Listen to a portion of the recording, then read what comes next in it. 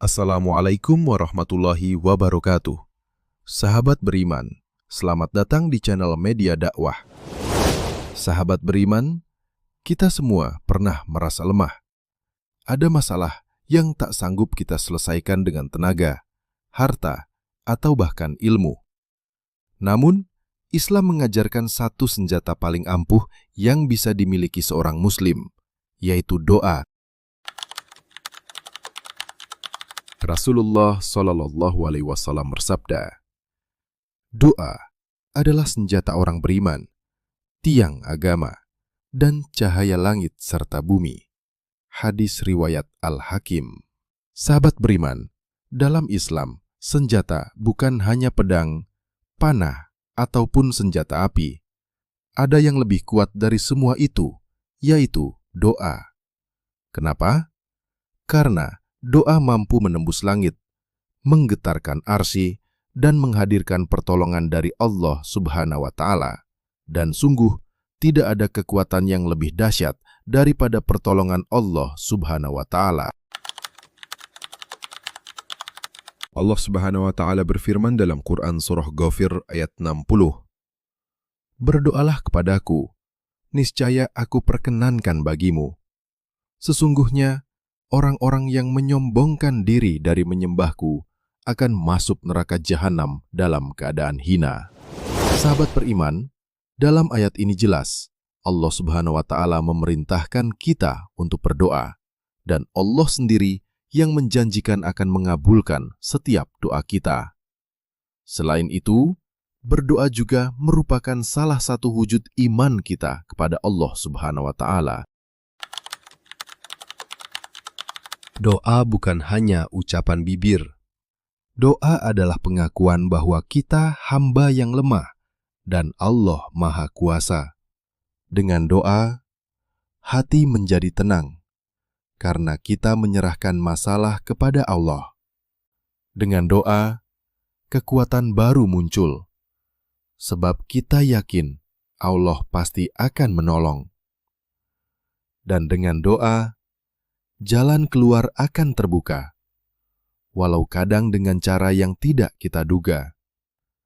Imam Ibnul Qayyim berkata, doa adalah ibadah yang paling mulia, karena di dalamnya terkandung ketundukan hati kepada Allah. Sahabat beriman, ketika Nabi Yunus alaihi salam ditelan perut ikan paus, beliau berdoa dengan doa yang masyhur. La ilaha illa anta, subhanaka, inni kuntu minadz-dzalimin. Yang artinya, tidak ada Tuhan selain Engkau. Maha suci Engkau, sungguh aku termasuk orang yang zalim. Quran Surah Al-Anbiya ayat 87. Dengan doa itu, Allah Subhanahu wa Ta'ala selamatkan Nabi Yunus dari kesempitan. Rasulullah Shallallahu Alaihi Wasallam juga mengajarkan doa ketika kita berada dalam kesulitan. Ya Hayyu Ya Qayyum, birahmatika astaghith, aslih li sya'ni kullahu, wala takilni ila nafsi thorfata ain. Yang artinya, wahai zat yang maha hidup, maha berdiri sendiri, dengan rahmatmu, aku memohon pertolongan.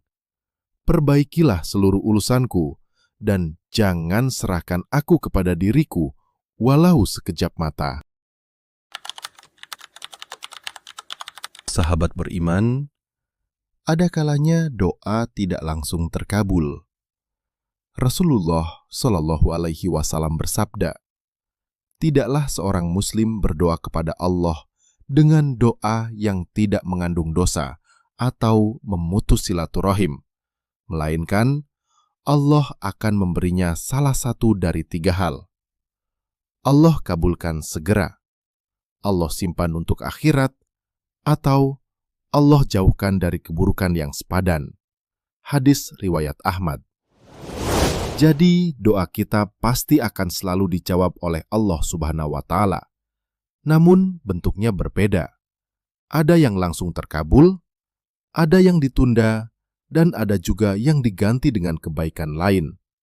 Karena sesungguhnya Allah Maha Tahu yang terbaik bagi kita, sementara kita tidak. Maka, tetaplah berbaik sangka kepada Allah Subhanahu wa Ta'ala. Sahabat beriman, jangan pernah remehkan doa. Bisa jadi masalah yang terasa mustahil bagi kita justru mudah bagi Allah Subhanahu wa Ta'ala. Maka, jadikan doa senjata utama dalam setiap langkah hidup. Allah Subhanahu wa Ta'ala berjanji dalam Al-Quran Surah Al-Baqarah ayat 186, apabila hambaku bertanya kepadamu tentang aku, maka jawablah bahwa aku dekat. Aku kabulkan doa orang yang berdoa apabila ia berdoa kepadaku. Semoga kita semua menjadi hamba yang senantiasa berdoa, berharap, dan bersandar hanya kepada Allah. Amin, ya Rabbal Alamin. Semoga video singkat ini dapat bermanfaat. Tetap dukung channel ini dengan menekan tombol subscribe, like, dan bagikan video ini kepada sahabat lainnya. Wassalamualaikum warahmatullahi wabarakatuh.